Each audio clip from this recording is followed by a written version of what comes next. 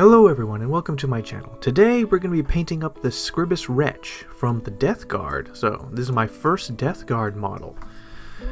Yeah, so screw my pile of shame, we're going new stuff. Alright, so I've already assembled everything and already primed it with general purpose, general grade car primer. Now, I assembled it up to the point where we get in the way of painting. So the main body is assembled, his arms or his right arm or left arm, right hand is separate, his backpack is separate, his head is separate, and that little very odd looking nurgling is separate. And now with Thondia Brown, Pallid Witch Flesh, and White Scar, we're going to do the undercoating. We're going to start off with Thondia Brown and with an airbrush basically paint the underside or the bottom angles from it. Then we're going to take Pallid Witch Flesh and airbrush the top angles up to like 45 degrees down on it. And then we're going to take a springy brush and White Scar and we're going to dry brush all over the model, heavily too. We want to pick out every little detail.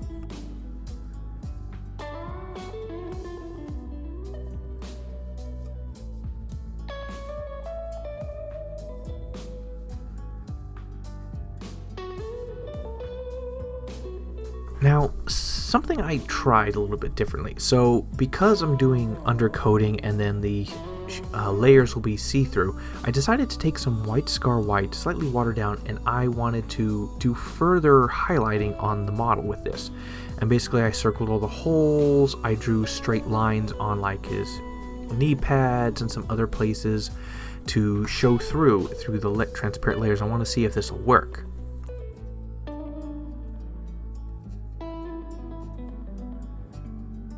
And now with Castellan Green and Lamian Medium, mixed together sort of a 1-to-1-ish ratio, and with a little bit of water to make it flow, we apply this to all of the armor. And then once that is done, basically what I do is I basically repeat the same thing again, but I add a little bit more water into it to dilute it further. So the first layer is strong and covers everything, but the second layer I want it a little bit thinner so that when it goes on, it's just going to go straight into the recesses and such. I don't want two layers of the same consistency. Add more a more diluted second coat, essentially. And whenever I do multiple coats like this, a more diluted second coat is always better.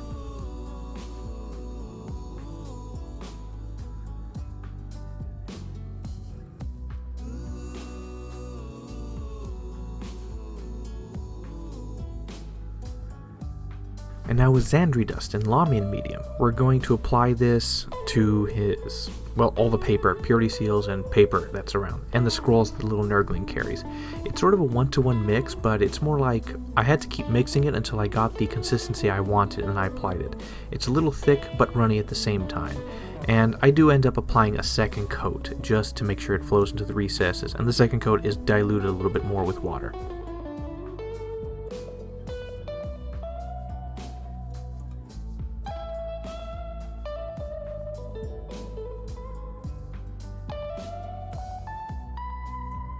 Now I'm going to try something. I'm going to take Magos Purple and add a little bit of Blood Angel's Red on it and then just apply it to his cape.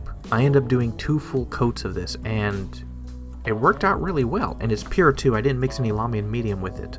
And surprisingly it worked well.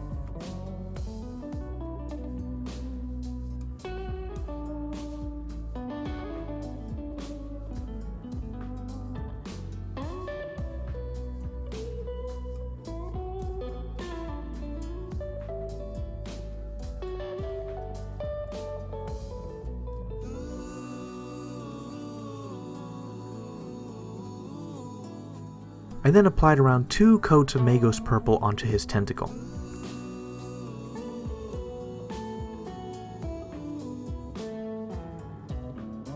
And now with Eshin Grey, Doombull Brown, and Mournfang Brown, he has a bunch of books, and so I'm going to differentiate them. I'm going to mix a bunch of water, dilute it down, but I should have mixed Lamian Medium. I fixed that for the Mournfang Brown one, but for the Eshin Grey one, I just did water, which sucked.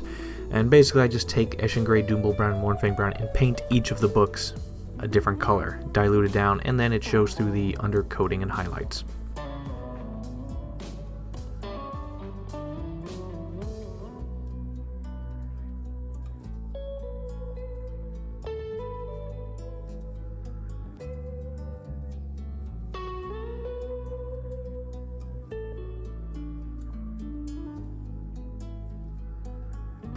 Alright, with some watered down Jacaro Orange and Gulliman Flesh, pure, I applied to... I have no idea what this is, but his backpack ring thingy. Basically apply Jacaro Orange and apply a few layers of Gulliman Flesh until it's the right color.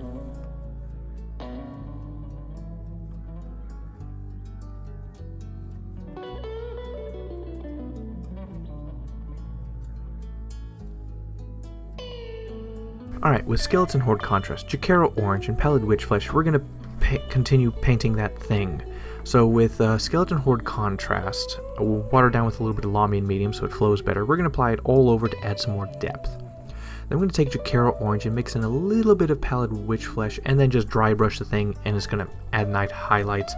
A little bit of a focus on the top rim to match what the box art is, and so it'll pick out the little folds and details in there, and it turns out well.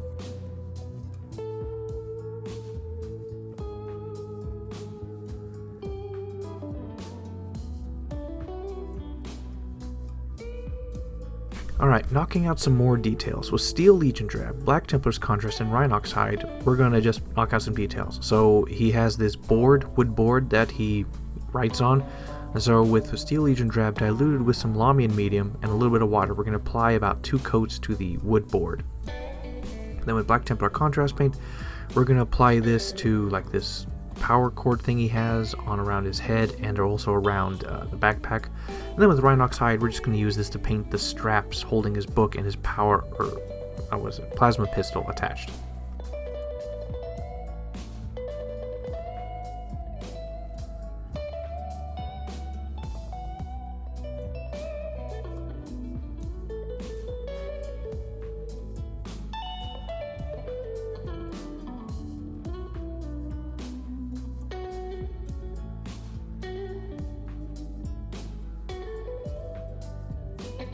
Okay, with Xandri Dust and Skeleton Horde Contrast, we're going to go for those books again. And so, since they already have a layer of Xandri Dust or something close to it, that's fine. So we're going to apply a layer of Skeleton Horde Contrast, and then we're going to take Xandri Dust and paint straight lines to mimic the paper.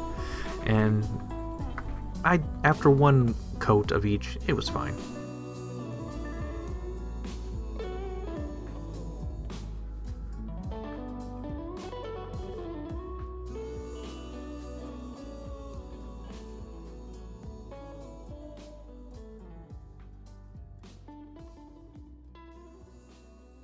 And now with Lamian Medium and Magos Purple, where I just mixed in a little bit of Lamian Medium till it flowed better, and I just applied a couple coats onto his abacus. That's it, abacus. Probably, abacus, yeah.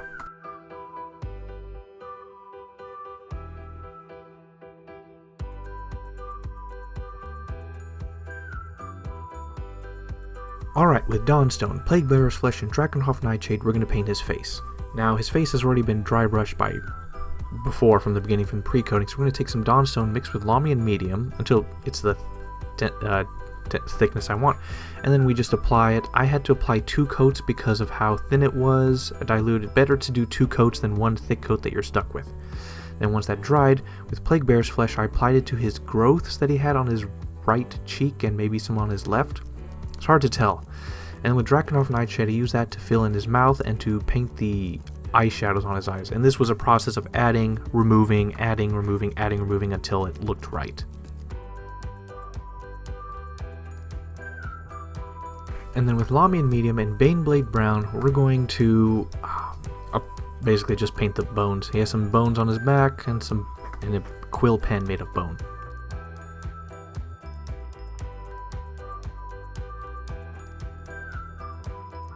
Alright, now for some oil washes. With Odorless Paint Thinner, Mineral Spirits of your choice, I use Burnt Sienna, Magenta, Burnt Umber, and Cadmium Red. Yeah, close enough. We're going to do a bunch of things. So, starting off with the Burnt Sienna, I'm going to apply this to hit all this paper and stuff. And the thinner coat's a little bit better, so you have to get used to just how to do it right. So I applied some, I removed some with a sponge, then I applied some more. It was this back and forth of applying, removing, applying, removing, and then after removing, just adding like a drop here and there to get the shadows right. Then with the magenta, I applied it to his cape and to his tentacles and to his abacus. I did around 2 coats to his cape and like with the tentacle, 1 in total and 1 on the underside to add some more depth, and then I used a makeup sponge to lightly clean up the excess, very lightly. And then I used the burnt umber to basically apply to all the armor and the unpainted parts that were going to be for metals. You never know, it could have shined through as a good shadow. So essentially, it was a thin coat and I applied a total of 2 of these coats. The first one went all over, the second one went specifically into the recesses and then to like the undersides to add some shadow. Because this was thin and I waited for it to dry for the first one and then applied the second one, it sort of built this thin film grain, and so that when I wiped it off with sponges, you could see sort of like a color transition from the dark green, which was under the brown, and then the bright green, which was that had the paint removed from it. So this did some like subtle light highlighting overall. It's a bit hard to describe, but you notice like there's like a color differentiation between the stuff that's towards the outside and top and the bottom. And after that dried, I then took a more, not necessarily wash, but more of a sludge of the burnt umber, and I applied it into all these like imprints, holes in the armor. Yeah, I added that everywhere. And then for the nurgling-like thingy, I just applied a layer of the burnt sienna over him, and then I applied a wash of the cadmium red on him. Oh wait, I applied the red first and then the burnt sienna one. And then I just wiped it off and it looked good. The colors kind of mixed together well enough and made him seem interesting.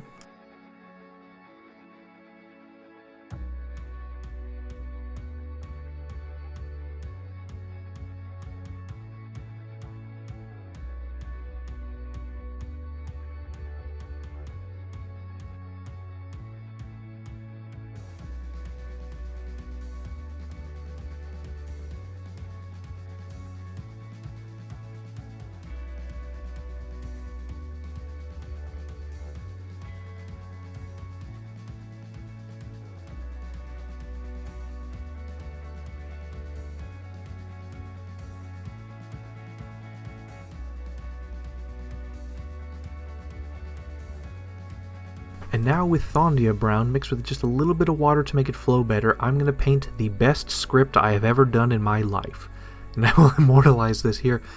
And so essentially I started from one side and I went sort of in a straight line following the flow of the paper so that the writing would match the bends of the paper. And the idea was just to do dots and dashes. Think of it like Morse code, like a couple of dots and dashes. And it turned out great. Also make sure you use a very fine brush for this.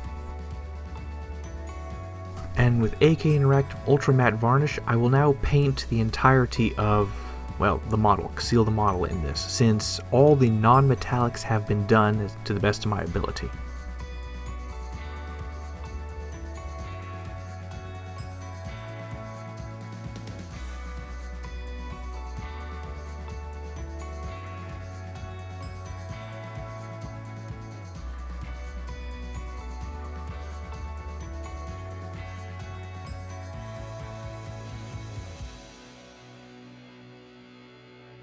Alright, now with Liquitex Acrylic Ink Carbon Black and Runefang Steel Air, the only good version of this paint, and with some Liquitex Gloss Varnish, I basically mixed those the gloss varnish and the acrylic ink into the Runefang Steel to make a good mix. I can't give you proportions, I just kept adding stuff until it worked right.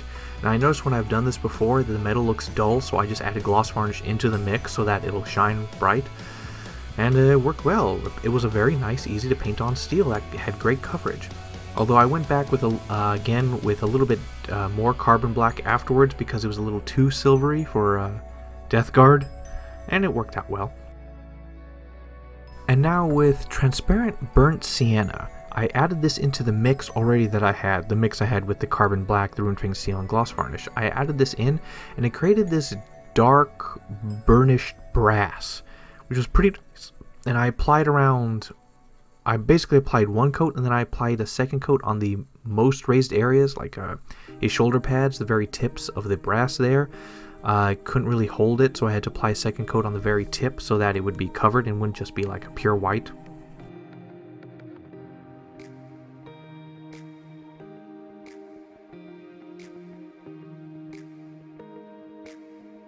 So I decide to assemble the model now. There's a bunch of little nicks here and there that I'm going to have to go back and fix, but I figure I'll assemble it first and then fix it afterwards. Just tiny little accidents here and there, because after it's assembled I'll know what's completely covered and it's not visible, so we'll do that first. Now the base was something special and custom the customer requested, and it was kind of weird, so I didn't bother showing how I made it, but it's just putty stacked upon putty with sand on it. And because it's so soft and stuff, I had to make sure the model was sealed to the base, so I drilled a hole through it. However, I completely forgot that I'm completely out of paper clips, so the model will have it, it's just you're not going to see it happen because I need to get this done now. And now with Riser Rust, and I'm not even going to bother trying to pronounce that, we're going to apply this on all the, well, very conservatively apply it where we think it goes. This is more of like the artsy part. I don't feel comfortable doing it, but like it was like requested. I was following a guide, part from the box, part from the guide, and so their models had it, so I had to put it on. So basically with the oxide color, I applied it on every nut and bolt that appeared, very sparingly though. If it pulled too much, I would just clean my brush out and just tap tap tap, sap away the excess. And with Riser Rust, I applied a little bit here and there on some cabling, cords, metal, stuff like that, where I think it could work and stuff like that. This is more of an artsy, personalized thing, and I was trying to replicate it off a few images.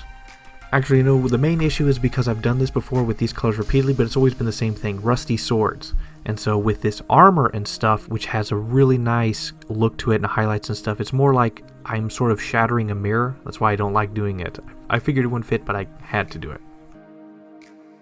Now, one thing I'm going to point out with this picture here, the experiment of the pre-coating, I painted lines, well, apart from heavily dry brushing the white scar white at the very beginning, you can see it around the edges and stuff, but also for like the inner parts, you can see these lines on his knee. That's artificial. I took white scar white and I painted thin lines throughout it to add some more like flavor and stuff, or around the holes on his armor, and you can see them still poking through.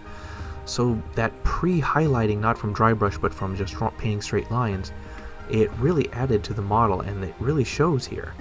So that was very, very good. They're very fast, very easy. That's something I'm going to try to replicate for future things, although this is Death Guard. I don't know how it's going to work for Black Templar when I go back to that. So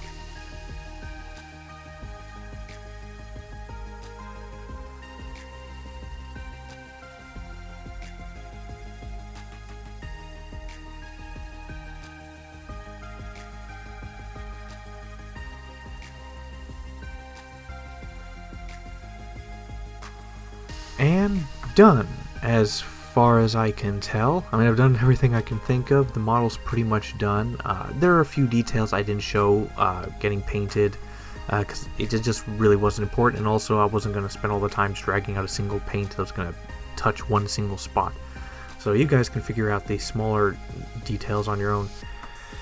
So for this, honestly, I'm really impressed with myself. The pre-highlighting, the armor, how everything turned out, the colors, the writing, the livery on the I know they're not purity seals. They can't be, but there's something equivalent. A to-do list or something, or a note or something for Nurgle. I don't know what those are, but I'm going to say a straight up 9 out of 10. It could have been a 10 out of 10, or a few things. First off, he had that tiny little thing sticking out of the bottom that I touched and accidentally broke, so no one noticed the slightly broken abacus. And his plasma pistol, I had no idea what to do with that, so I just painted it in the metals of the surrounding area.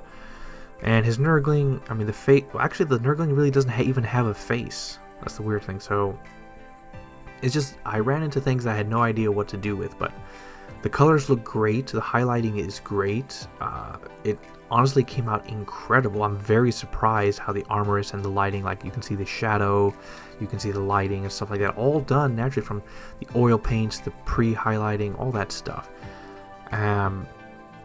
Just wow, it turned out really, really good. It could have been a 10. And it also has the best script I've ever had. Well, anyway, so like the video if you like the video, share it if you want to share it, comment if you want to comment, dislike it if you want to dislike it. No one will ever know what. Like it if you like it. And more to come relatively soon. And also, hope you all had a great Merry Christmas and Happy New Year if I don't get another thing out by then. Bye.